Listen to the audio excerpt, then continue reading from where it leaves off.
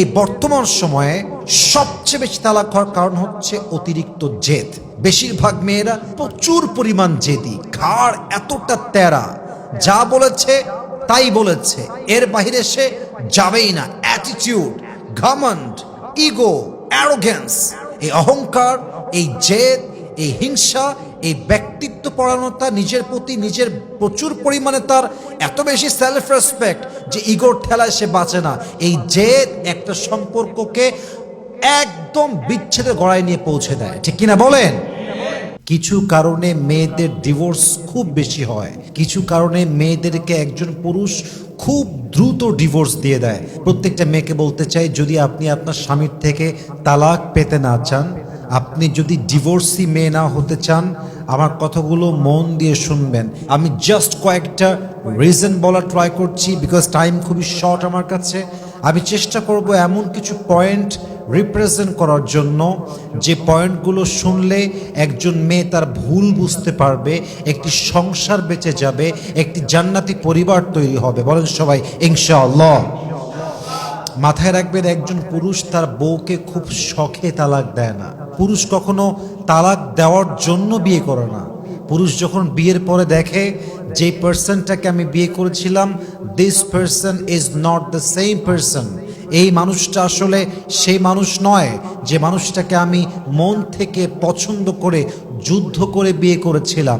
পুরুষ যখন দিনের পরে দিন নিজের ভুল বুঝতে পারে, একটা সময় গিয়ে সংসারটা তালাক পর্যন্ত, ডিভোর্স পর্যন্ত গড়িয়ে যায়, ঠিক কিনা বলেন? এক নাম্বার মাথায় রাখবেন, আপনি যদি আপনার স্বামীকে খুব বেশি অবহেলা করেন, খুব বেশি অযত্ন করেন, আপনার স্বামীর আস্তে আস্তে সংসার থেকে মন উঠে যাবে, আপনার প্রতি মন উঠে যাবে। যদিও আপনাদের 2টা বাচ্চা থাকতে পারে, 3টা বাচ্চা থাকতে পারে, মনে রাখবেন পুরুষের ব্যক্তিত্বকে আল্লাহ অনেক শক্ত করে বানিয়েছে। পুরুষ সব সহ্য করতে পারে, বাট তার শখের নারী, তার লাইফ পার্টনার, তার স্ত্রী তাকে অবহেলা করবে, তাকে অযত্ন করবে, তাকে টাইম দেবে না, তার কেয়ার করবে না, তাকে টপ লিস্টে রাখবে না প্রায়োরিটির ভেতরে। বিশ্বাস করেন, পুরুষ সব কিছু হজম করতে পারে, সব কিছু মানতে পারে, বাট তার লাইফ পার্টনারের অবহেলা, অযত্ন পুরুষ চুল পরিমাণ সহ্য করতে পারে না, ঠিক কিনা বলেন? আম্মা জান আয়েশা রাদিয়াল্লাহু তাআলা আনহা তার ওয়াইফের জন্য, হাজবেন্ডের জন্য ডেডিকেটেড ছিলেন। খাদিজা রাদিয়াল্লাহু তাআলা আনহা তার হাজবেন্ডের জন্য ডেডিকেটেড ছিলেন। একবার ভাবেন তো আসিয়া রাদিয়াল্লাহু তাআলা আনহার কথা। আপনার স্বামী কি ফেরাউনের চাইতে খারাপ? আপনার স্বামী কি ফেরাউনের চাইতে বড় জালেম? ফেরাউনের মতো জালেমের কাছে যদি আসিয়া টিকে যায়, তবে আপনি আপনার স্বামীর কাছে টিকতে পারবেন না কেন, ঠিক কিনা বলেন? এই যুদ্ধ আপনার, এটা আপনার জীবনের যুদ্ধের জায়গা, এটা আপনার পরীক্ষার জায়গা। খুব সহজে হাল ছাড়লে চলবে না। আপনাকে মাথায় রাখতে হবে, আপনার স্বামী আপনার সবচাইতে আপন মানুষ।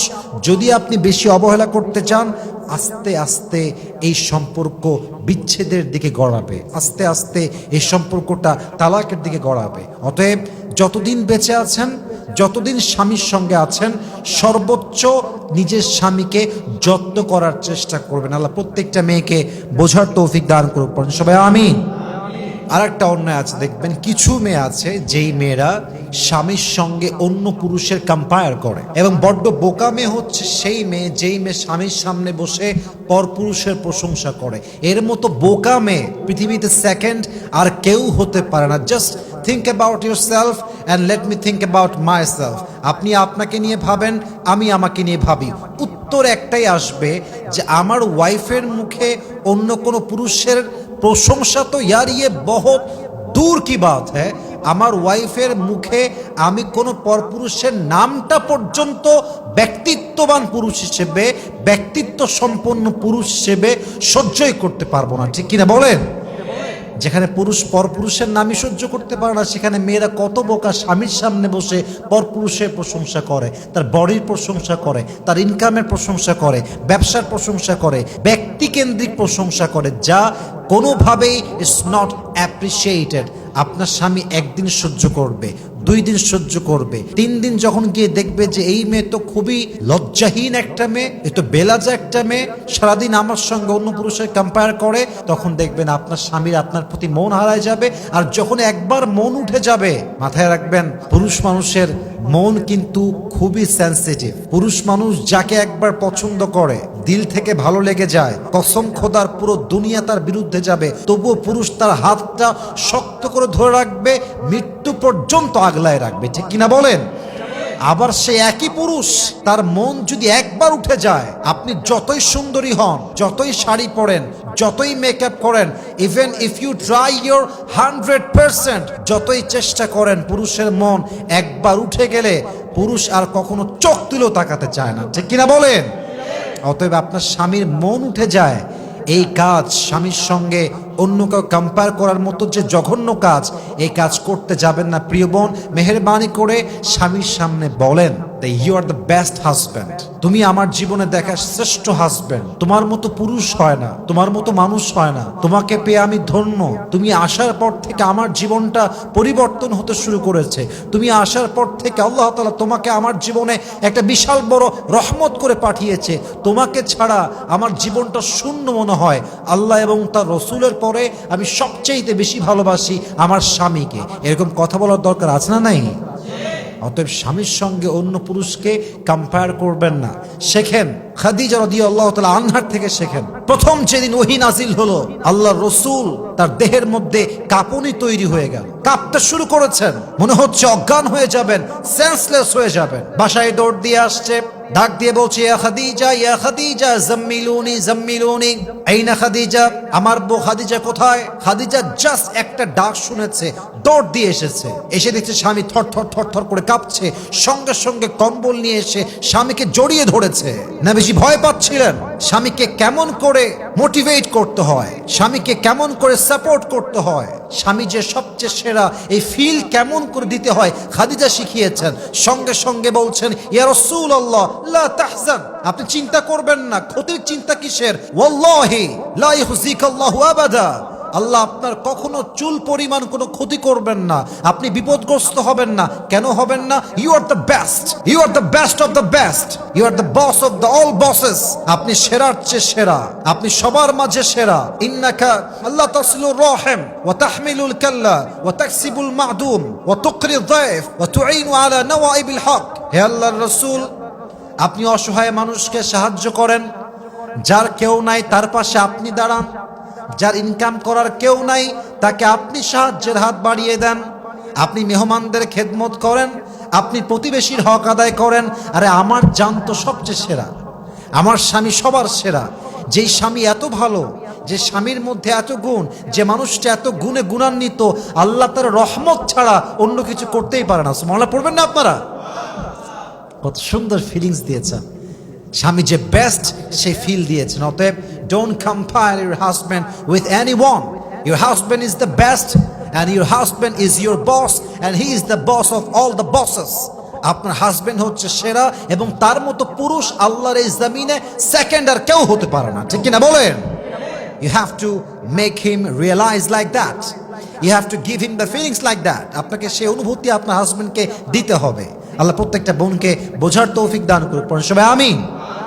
3 নাম্বার, কিছু নারী আছে দেখবেন পরপুরুষের সঙ্গে তার খুব আলগা পেয়ে, I am so sorry to say that, খুবই দুঃখিত বলতে, আমি লজ্জাবোধ করছি, but this is the reality. আমি জানি অনেক মেয়ে রাগ করবে, but this is my responsibility and I say this with my hands on my heart, যে বাংলাদেশের অধিকাংশ মেয়ে আজকাল স্বামীকে বাদ দিয়ে পরপুরুষে আসক্ত হয়ে গিয়েছে, ঠিক কিনা বলেন? স্বামীকে দেখলে ভালো লাগে না, পরপুরুষ দেখলে খুব ভালো লাগে। স্বামী কল দিলে, হ্যাঁ কি হয়েছে তোমার? রান্নাঘরে আছি, সারাদিন বাচ্চা সামলাই, ব্যস্ত, হ্যাঁ কল রাখো, মানে কুকুরের মতো ব্যবহার করে, জানোয়ার এইটা।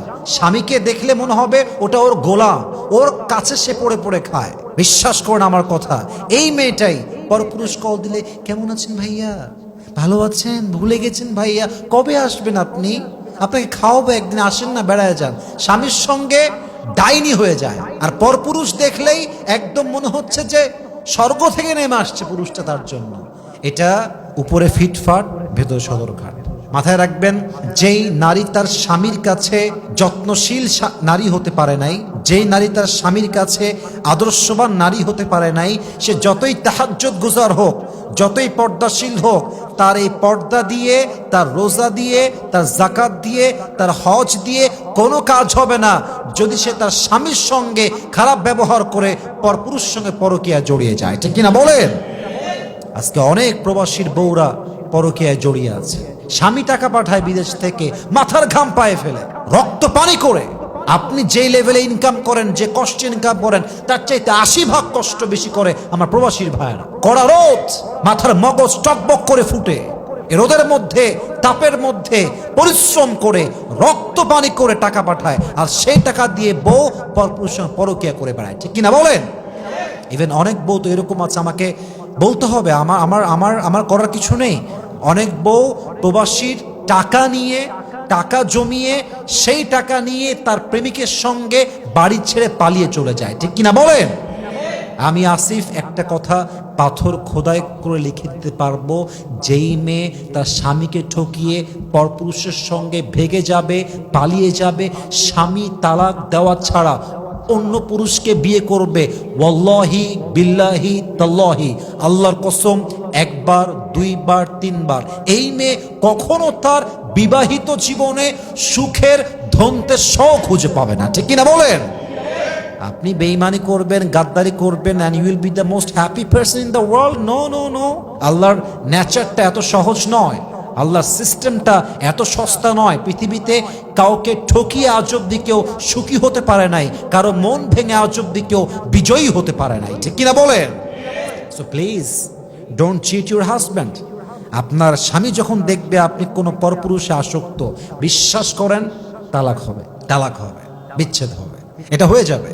পুরুষ এটা নিতে পারে না, পুরুষ পরকীয়া কোনোভাবেই নিতে পারে না। এবার অনেক পুরুষ তো এরকম আছে, পরকীয়া ধরার সঙ্গে সঙ্গে বউকে জায়গায় জবাই করে ফেলে এবং থানায় কল দেয়, আমি আমার বউকে মেরে ফেলেছি, আপনারা আমাকে অ্যারেস্ট করেন। ইভেন রিসেন্টলি ঘটছে এটা, চট্টগ্রামে প্রবাস থেকে এসে একজন যুবক তার বউকে সোজা বাসায় গিয়ে গলা কেটে হত্যা করেছে তার মেয়ের সামনে, মেয়ের সামনে। Could you imagine that? Could you imagine that? How sensitive issue it is, how dangerous issue it is. অতএব যদি আপনি সংসার টিকাতে চান, ডিভোর্স পেতে না চান, মেহেরবানি করে স্বামীকে বাদ দিয়ে পরপুরুষে আসক্তি রাখা যাবে না। আল্লাহ মেয়েদেরকে বোঝার তৌফিক দান করুক, সবাই আমিন। আবার কিছু মেয়ে আছে দেখবেন, আমি এটা সব মেয়েকে এক পাল্লায় মাপছি না, I don't consider everyone equally, আমি সবাইকে এক পাল্লায় কখনো মাপি না, কিন্তু মাথায় রাখতে হবে অনেক মেয়ে আছে এমন, স্বামীর আপনজনদের প্রতি অনীহা প্রকাশ করে, স্বামীর ভাইকে রেসপেক্ট করে না, স্বামীর বোনকে রেসপেক্ট করে না, ইভেন বাবা মাকে পর্যন্ত অবহেলা করে। যখন শ্বশুর বাড়িতে যায়, ওই বাড়িতে গিয়ে স্থির থাকে না, শ্বশুর বাড়িতে গিয়ে শাশুড়িকে অসম্মান করে কথা বলে, শ্বশুরকে অসম্মান করে কথা বলে, স্বামীর সামনে বসে মায়ের নামে যা তা বলে, স্বামীর সামনে বসে বাবার নামে যা তা বলে, স্বামীর সামনে বসে বসে পরিবার নিয়ে যা মন চায় বাজে কথা বলে। স্বামী একদিন সহ্য করে, 2 দিন সহ্য করে, একদিন এমন আসে মুখের উপরে 3 তালাক দিয়ে রেখে দেয়, শেষ। 1 সেকেন্ডে সংসার ধূলিসাৎ হয়ে গেল। 3 তালাক বললো মানে পুরো পৃথিবীর মুফতি নিয়ে আসলেও একটাই ফতোয়া বের হবে, স্ত্রী তালাক হয়ে গেছে, সম্পর্ক ওখানে শেষ হয়ে গেছে। অতএব ওয়াইফ হিসেবে আপনার রেসপন্সিবিলিটি এটা, আপনি আপনার শ্বশুরকে সম্মান করবেন, শাশুড়িকে সম্মান করবেন, আপনি আপনার হাজব্যান্ডের বোনকে সম্মান করবেন। বলছি না আপনি পা ধরবেন, বলছি না আপনি গদগদ করবেন, বলছি না গোলামি করবেন, বাট অ্যাজ এ মুসলিম আপনার দায়িত্ব এইটা, শাশুড়িকে সম্মান করা, শ্বশুরকে সম্মান করা, তার বোনকে সম্মান করা। যদি আপনার সম্মান করা সত্ত্বেও তারা অন্যায় করে, কিয়ামতের কঠিন ময়দানে আল্লাহ তাদের বিচার করবেন, আল্লাহ আপনাকে ছেড়ে দিবেন। তারাও করলো উল্টাপাল্টা, আপনিও করলেন উল্টাপাল্টা, তাদের মধ্যে আর আপনার মধ্যে পার্থক্য কোথায়? ঠিক কি না বলেন? এটা ঠিক না। আপনি স্ত্রী হিসেবে সবার যত্ন করবেন, এটা আপনার নৈতিক দায়িত্ব। তো যদি আপনি ডিসরেসপেক্ট করেন, পরিবার নিয়ে কথা বলেন, আপনার স্বামী আপনাকে একদিন তালাক দিতে পারে। মেহেরবানি করে এই অন্যায়ের দিকে যাবেন না। আরও কয়েকটা অন্যায় বলছি, জাস্ট কয়েকটা বাক্যে বলবো, বোনদেরকে বলবো, বোনেরা আপনারা খুব মনোযোগ দিয়ে শুনবেন, এবং যা ইউটিউবে ফেসবুকে শুনছেন খুব মনোযোগ দিয়ে আমার এই কয়েকটা বাক্য শুনবেন। মেয়েদের এই বর্তমান সময়ে সবচেয়ে বেশি তালাক হওয়ার কারণ হচ্ছে অতিরিক্ত জেদ।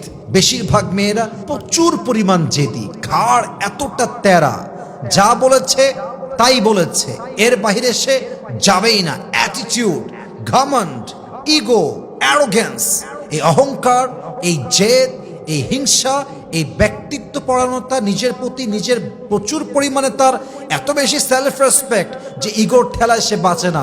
এই জেদ একটা সম্পর্ককে একদম বিচ্ছেদের গড়ায় নিয়ে পৌঁছে দেয়, ঠিক কিনা বলেন? হয়তো জেদ জিতে যায়, আপনার রাগ জিতে যায়, আপনার ইগো জিতে যায়, কিন্তু দিন শেষে আপনাদের সম্পর্কটা হেরে যায়। জেদটাকে দমন করার চেষ্টা করবেন যদি আপনি সংসারটা টিকায় রাখতে চান। ইভেন আরও বেশিরভাগ মেয়েদের সংসার ভেঙে যায় স্বামীর সঙ্গে মুখে মুখে তর্ক করে। স্বামী বলে একটা, সে বলে একটা, স্বামী বলে একটা, সে বলে তিনটা। ইভেন যেই মেয়েগুলো স্বামীর মুখে মুখে তর্ক করে, মাথায় রাখবেন এর মায়ের থেকে সে কোনো ভালো শিক্ষা পায় নাই। যেই মেয়েগুলো কথায় কথা স্বামীর সঙ্গে মুখে মুখে জবান দারাজি করে, মাথায় রাখবেন এই মেয়েটা আদর্শবান বউ হতে পারে নাই। এবং যেই মেয়েটা স্বভাবই হচ্ছে মুখে মুখে তর্ক করা, ওর যে একবার ডিভোর্স হবে তা না, ও যেখানেই যাবে ওর শেষ পরিণাম তালাক ছাড়া সেকেন্ড আর কিছুই হবে না, ঠিক কিনা বলেন? সংসার বাঁচাতে চাইলে শুনবেন বেশি, বলবেন কম। দিস ইজ দ্য ট্রিক্স, এটাই নিয়ম। আপনার স্বামী রেগে আছে, চুপচাপ বসে থাকবেন, কিপ কোয়াইট, কিপ সাইলেন্ট। মাথা রাখবেন স্বামীর মাথা এখন গরম, উল্টাপাল্টা বলছে। একটু পরে মাথা ঠান্ডা হয়ে যাবে। যেই স্বামী এখন বলছে তোকে আমার দরকার নাই, 1 ঘন্টা পরে সেই স্বামী আপনাকে জড়িয়ে বলবে তোমাকে ছাড়া আমি বাঁচতেই পারবো না, ঠিক কিনা বলেন? স্বামী ঝাড়ি দিলে একটু সহ্য করে শুনতে হবে, একটু সহ্য করে শুনবেন, একটু সবর ধারণ করবেন। শুধু দুনিয়ায় ফল পাবেন তা নয়, একটু মোটিভেট করার জন্য বলছে একটা আয়াত।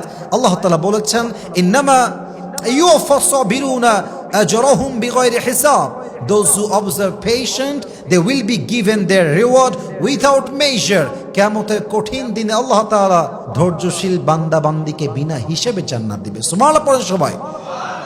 অতএব অতিরিক্ত জেদ করবেন না, মুখে মুখে তর্ক করবেন না, স্বামীর ভাইকে, স্বামীর বোনকে, স্বামীর বাবাকে, মাকে ডিসরেসপেক্ট করবেন না, কোনো অনৈতিক সম্পর্কে জড়াবেন না, অবশ্যই স্বামীর বিরুদ্ধে মিথ্যাচার করবেন না, স্বামীর সামনে মিথ্যা বলবেন না, এবং সবচেয়ে গুরুত্বপূর্ণ স্বামীর সঙ্গে কোনোভাবেই বেঈমানি, নিমক হারামি, গাদ্দারি, চিটারি, বাটপারি, ধোঁকাবাজি আশেপাশেও যাবেন না।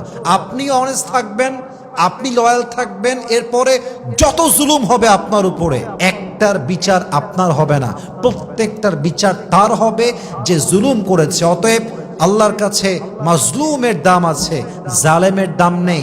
আপনি মাজলুম হন কিন্তু জালেম হতে যাবেন না। বেশি বেশি প্রতিবাদ করতে যাবেন, জবানদারাজি করতে যাবেন, মুখে মুখে তর্ক করবেন, জেদ দেখাবেন, ইগো দেখাবেন, অ্যারোগেন্স দেখাবেন, অ্যাটিটিউড দেখাবেন, ব্যক্তিত্ব দেখাবেন, বাজে কথা বলবেন, বাস সংসারটা আপনার খুব বেশি দিন টিকবে না। অতএব মাঝে মাঝে ঝুঁকে যাওয়া ভালো সম্পর্ককে জিতিয়ে দেওয়ার জন্য, মাঝে মাঝে মাথা নত করা উত্তম সংসার বাঁচাবার জন্য।